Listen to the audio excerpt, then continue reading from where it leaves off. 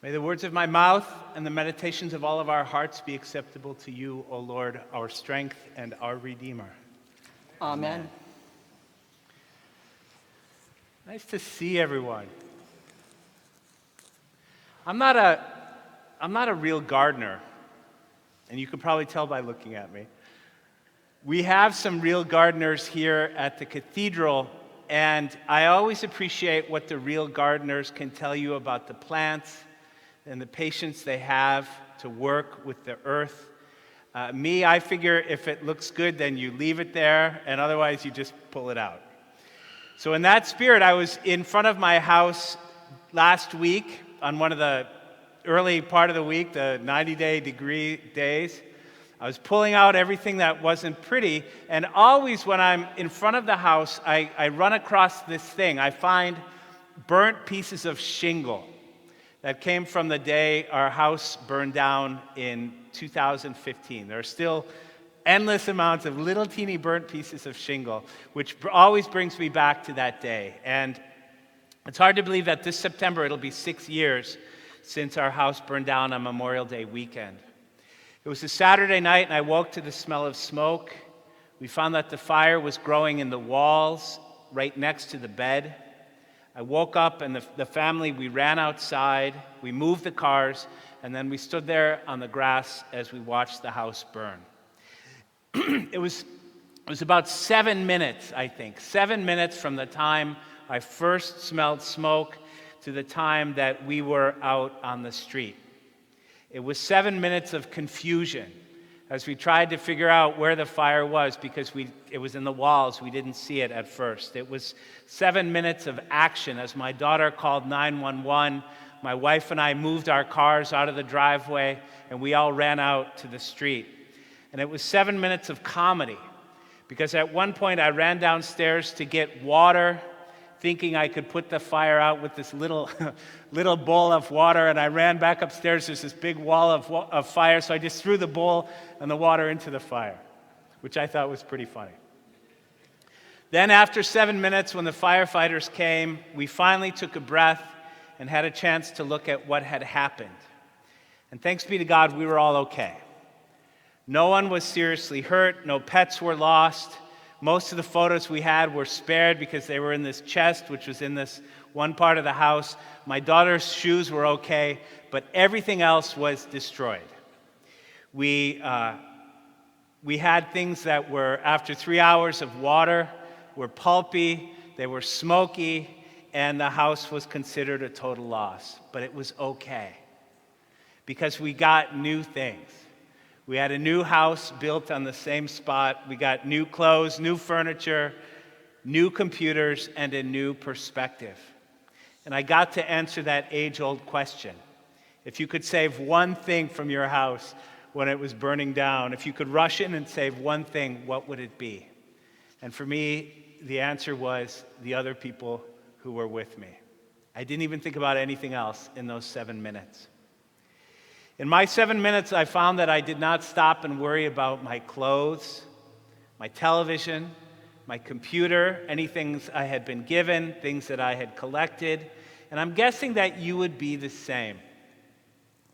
When pressed to decide on what are the things that you really need in this journey of life, I think most of us might call to mind some things that we really like and some things that we really want, but what do we really need? Need is incredibly overestimated.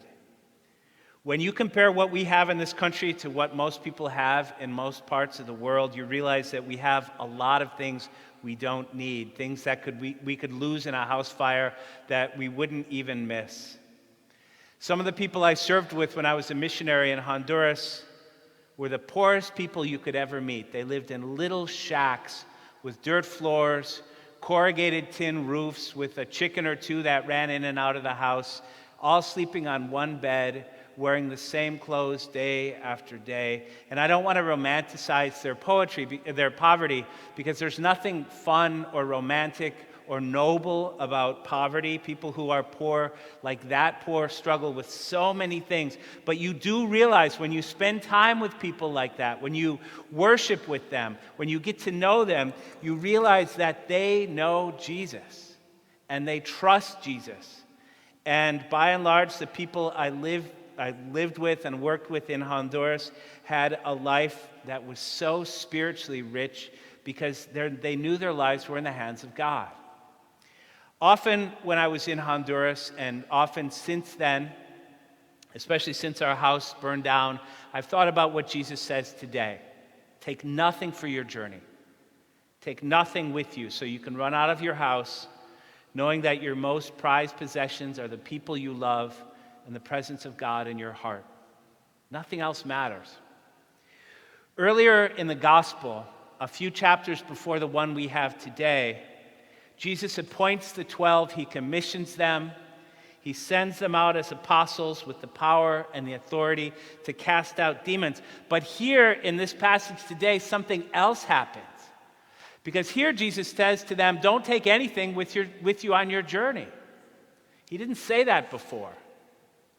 I don't know if it's by the time we get to this passage that Jesus has seen them in action. Maybe he didn't trust them in the beginning. Maybe he tested them. Maybe he wanted to give them a little trial period.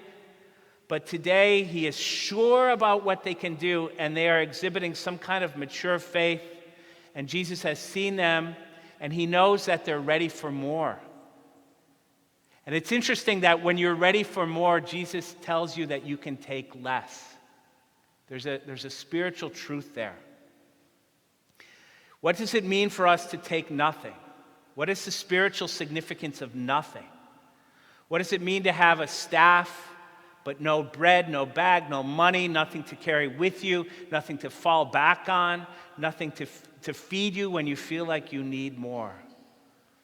Part of what it means is that we can let go of things. I think it was Carl Jung, the Swiss psychologist, who talked about the 3 stages of human life. He talked about the early stage beginning in childhood when you're learning and you're developing, and then the stage of adulthood where you focus on your work, you're building your home, you're amassing things, you're collecting things, and then that final mature adulthood where you let go, where eventually you let go of your job because you retire. You let go of your car because you can no longer drive. You let go of your friends as they die one by one. And eventually, all of us let go of our bodies as we give them back to God.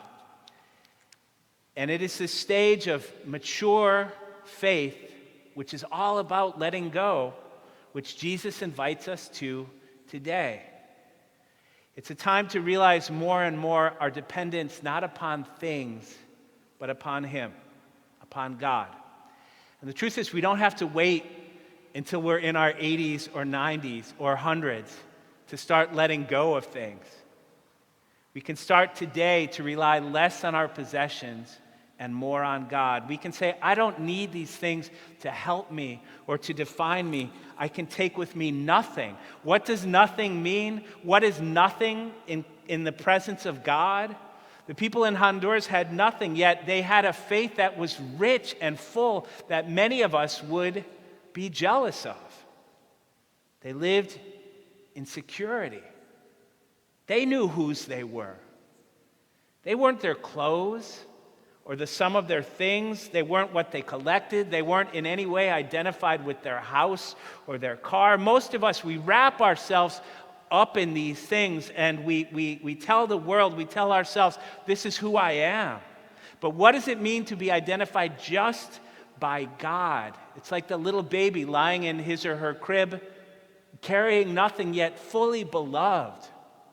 It's like the disciples who go out carrying nothing, who are even closer to Jesus because they know whose they are.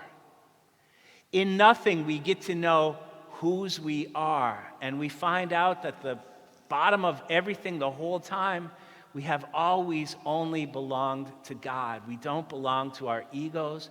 We don't belong to the world. We don't belong to the things that belong to us. We have always been God's. And sometimes I think we lose that. Have we lost that? Do we lose that from time to time? Have we misplaced our identity in Jesus for our identity in our things? Well, then let us take nothing. And here's something else to think about today, something to consider as we ponder our journey the journey on which Jesus has sent us. Jesus doesn't just send the disciples out with nothing. There's the staff, of course, there are the sandals, but what else do they have? They've been sent out in pairs. They have another person. I realized after the fact that the only thing I thought about during those 7 minutes were the other people who were with me. Again and again in my life, I have realized nothing. I have realized that I need nothing more as long as I have you. As long as I have someone to travel with me, someone to carry my staff when it gets too heavy, someone whose staff I will carry when it gets too heavy. Jesus sent them out in pairs. He told them to take nothing, but in those pairs, they were taking something very important. They were taking each other. Now, I try and imagine who will hear this message. Who among you, who watching on the live stream, who has absolutely no other person in your life? Because I imagine that someone feels that way. But let me tell you today, you have me. You have Linda. You have each other. Think about who else is here. Think about who you know. Think about who will carry your staff. And think about whose staff you will carry. You can call us. Even if you don't know us, this fellowship that we share through Jesus Christ means that we will be there. Being part of community is often something we take for granted, and I think that during the time of the pandemic, we realized what community is. The power of it, the strength of it. The fact that you are never fully alone if you have someone else who's part of you. As we're entering this new, hopefully, post-pandemic phase, I implore you to think about community and what community means. We don't just want to survive. Survival is what you do when you have 7 minutes to get out of your house. We want to excel. We want to thrive in this life. We want to take the journey that Jesus has set before us, and for that journey, we want to take each other. So this summer and in the next few months, I invite you to explore community as if you were doing so for the very first time, which maybe some people are. I invite you to realize what it means to be part of a church, this one, or if you're watching another one, or an online church. And I invite you to be part of a faith where we believe that God has given us everything we need, and to practice that faith by letting it go. Jesus has sent us to the next phase of our life, so let us go forth in love. Amen.